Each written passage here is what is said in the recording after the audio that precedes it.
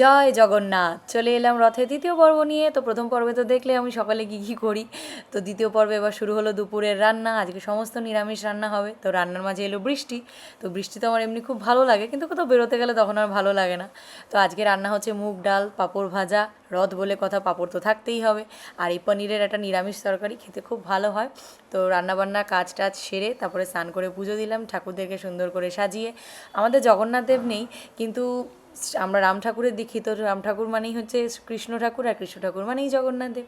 বিকালবেলা রেডি হয়ে গেলাম রথ টানতে, কারণ আমাদের ফ্ল্যাটের নিচেই যে গ্রসারির দোকানটা রয়েছে সেই মামা যেতে বলেছিল, কারণ তাদের বাড়ি থেকে রথ বেরোবে।